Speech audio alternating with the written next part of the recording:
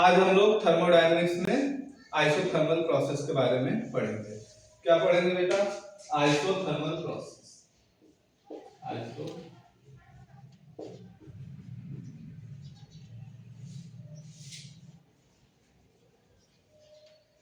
किस प्रोसेस के बारे में पढ़ेंगे बेटा? Isothermal process. तो आइसोथर्मल प्रोसेस क्या होता है बेटा? The process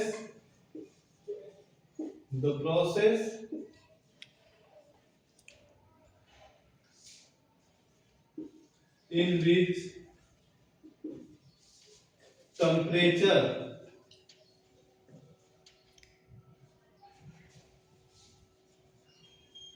remains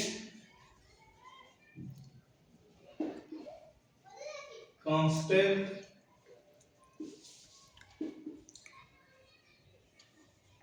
throughout the process। ऐसा प्रोसेस बेटा जिसमें पूरे प्रोसेस के दौरान हमारा टेम्परेचर रहे कांस्टेंट, उस प्रोसेस को क्या बोलोगे बेटा? Isothermal process. तो सबसे बड़ी बात होती है आइसोथर्मल प्रोसेस में क्या रहता है बेटा? Temperature remain constant. टेम्परेचर हमेशा क्या रहता है? कांस्टेंट। दूसरी बात है बेटा, इन आइसोथर्मल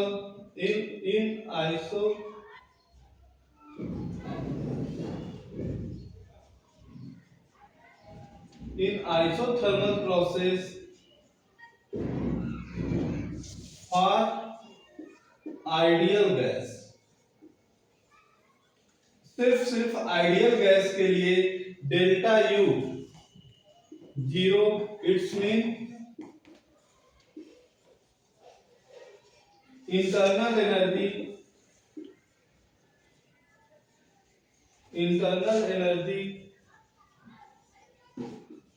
ऑफ सिस्टम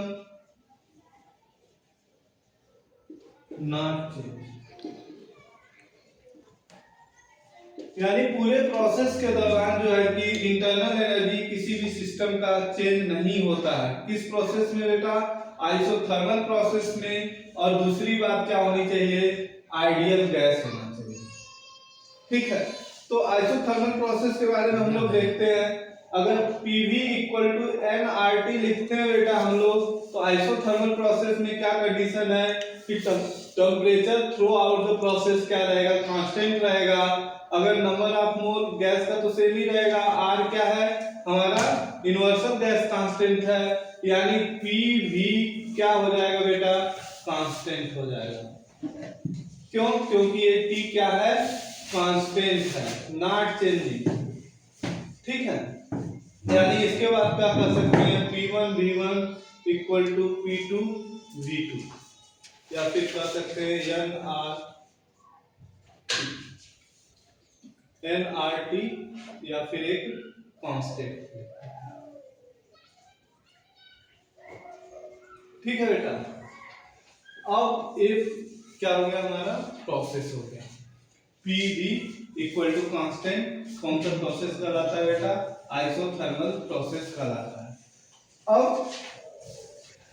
अब अगर हमें वर्क डन कैलकुलेट करना है इस प्रोसेस में, इस प्रोसेस का मतलब क्या है? अगर आप फर्स्ट लॉ ऑफ थर्मोडायनामिक्स से देखें तो Q minus W equal to क्या होता है बेटा?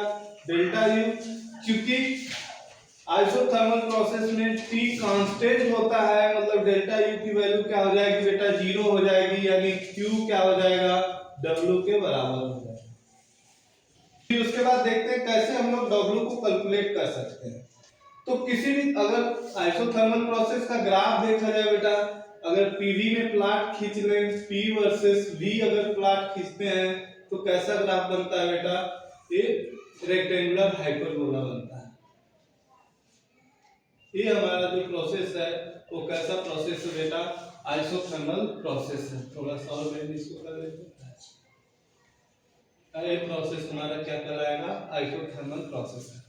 एक तो तरीका है बेटा कि एक एरिया बाउंडेड, अगर ये एरिया अगर हम लोग कैलकुलेट कर दें यहां से V1 से V2, तो PV प्लॉट में एरिया बाउंडेड द कर्व क्या हमेशा देता है बेटा?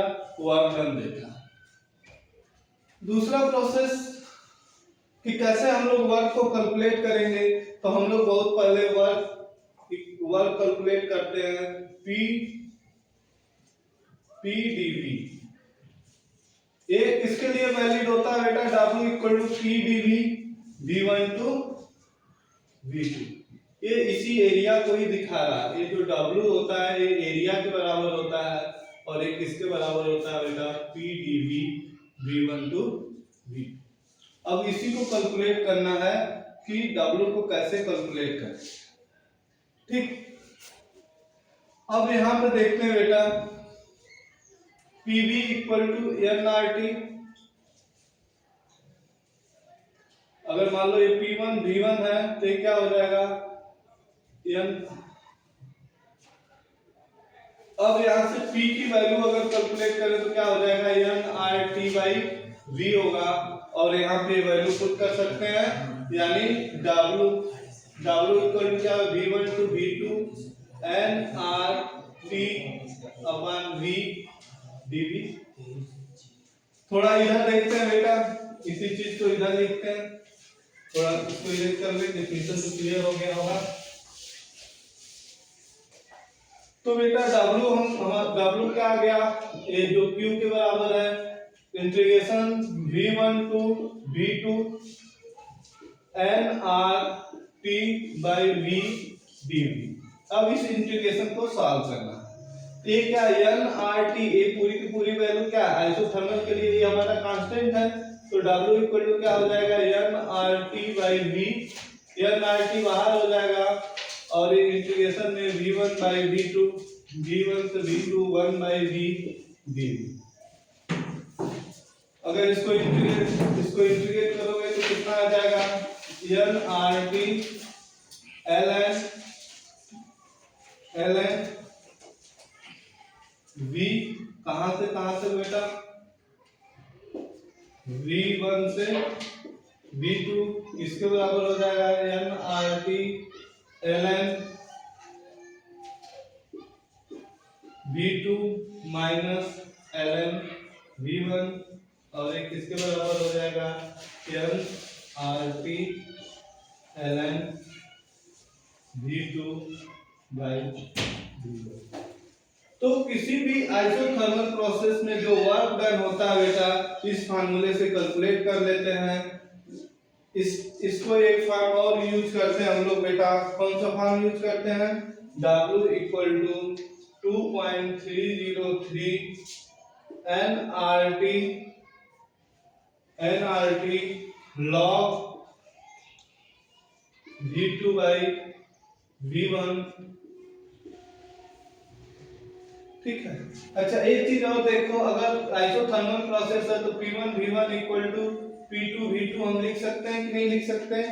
अगर हमें V2 बाई V1 लिखना है बेटा, V2 बाई V1 किसके बराबर हो जाएगा बेटा? V2 बाई V1 किसके बराबर हो जाएगा बेटा? P1 by P2। तो यहाँ पे इस इक्वेशन में क्या, इस इक्वेशन का कैसा रूप बदल जाएगा बेटा? W इक्वल टू क्या हो जाएगा? nRT ln P1 by P2। तो इन दोनों प्रोसेस से हम लोग क्या कर लेते हैं? वर्क को कैलकुलेट कर लेते हैं। ठीक है। अब थोड़ा सा आइसोथर्मल प्रोसेस में हम लोग, ये तो हमारा हीट और वर्क कैसे कैलकुलेट करेंगे इसके फार्मूले हो गए। अब आगे देखते हैं थोड़ा सा ग्राफ के बारे में भी समझते हैं।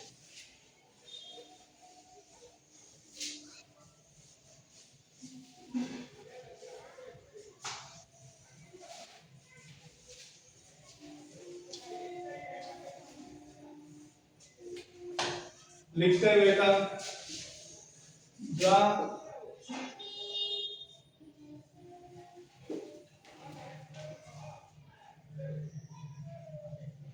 following graph for isothermal process. ये क्वेश्चन है बेटा, कुछ हमें ग्राफ ड्रा करना करेंगे। पहला ग्राफ है T versus P, P versus V, U versus P, U versus V, 1 2 3 4। फिर देखते हैं पांचवा W वर्सेस Q, छठा डेल्टा U वर्सेस Q, सातवां PV वर्सेस T, आठवां U वर्सेस T। अब इन सारे ग्राफ को हम लोग प्लॉट करके देखेंगे। तुम लोग खुद से भी ट्राई करोगे, कर लोगे। एक तरह से हम लोग इन सारे वेरिएशन को देखेंगे कि कैसे कौन सी प्रॉपर्टी किस प्रॉपर्टी के साथ कैसे चेंज होती है। पहला ग्राफ है बेटा T वर्सेस P। ये आइसोथर्मल प्रोसेस है बेटा, कुछ भी हो जाए टेम्परेचर चेंज नहीं होने वाला। इस प्रोसेस में क्या रहेगा, टेम्परेचर हमेशा कांस्टेंट रहेगा। ठीक, दूसरा ग्राफ देखते हैं P versus V। Isothermal process में क्या होता है, PV क्या होता है, कांस्टेंट होता है, यानी P इक्वल टू क्या हो जाएगा C/V। ये कांस्टेंट है।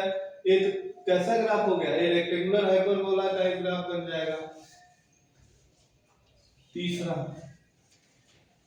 तीसरा हमें खींचना है U वर्सेस P,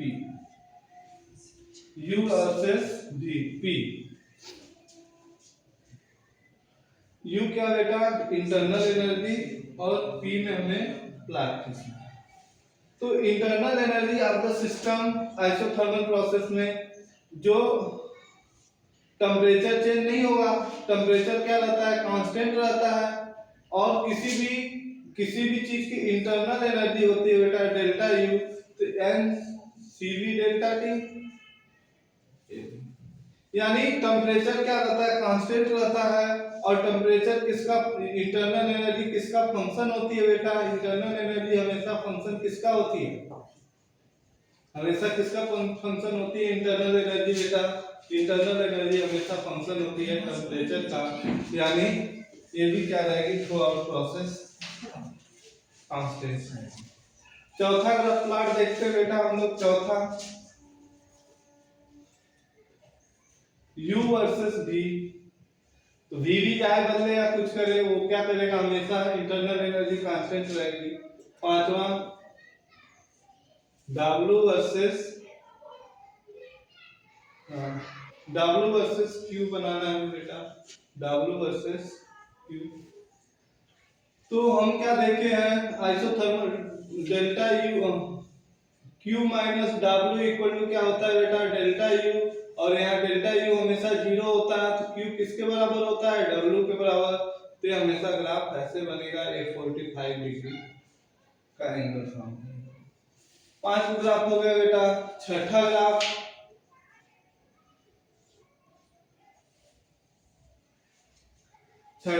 है डेल्टा U वर्सेस Q, यानी डेल्टा U वर्सेस Q। तो डेल्टा U चाहे जितना इसमें चेंज, इंटरनल एनर्जी में चेंज हमेशा क्या रहेगा बेटा, कांस्टेंट रहेगा। यानी internal energy of the system हमेशा कांस्टेंट रहेगी, मतलब डेल्टा U की वैल्यू हमेशा क्या रहेगी बेटा, 0 रहेगी। चाहे Q जितना भी दें हम, डेल्टा U की वैल्यू हमेशा क्या रहेगी, 0 रहेगी। यानी ऐसे Q चाहे घटाए बढ़ाए, मतलब ये x एक्सिस जो होगा यही क्या ग्राफ हो जाएगा किसका बेटा, डेल्टा U वर्सेस Q का फॉर आइसोथर्मल प्रोसेस। यानी प्रोसेस क्या है, इस प्रोसेस का PV इक्वल टू 5। ठीक, अगला है PV versus T। PV versus T plot में खींचना है। तो PV इक्वल टू क्या होता है बेटा, nRT। T हमेशा क्या कांस्टेंट रहता है, T कांस्टेंट, तो पूरी वैल्यू कांस्टेंट हो जाएगी। चाहे PV वर्सेस T में कैसा ग्राफ बन जाएगा बेटा, ये एक पॉइंट को डिनोट करेगा बेटा। यानी PV की वैल्यू टेम्परेचर के हिसाब से एक पॉइंट शो करेगी। U versus T, internal energy और T का ग्राफ क्या होगा, U versus T for isothermal process. तो U किसके बराबर होता है बेटा, इंटरनल एनर्जी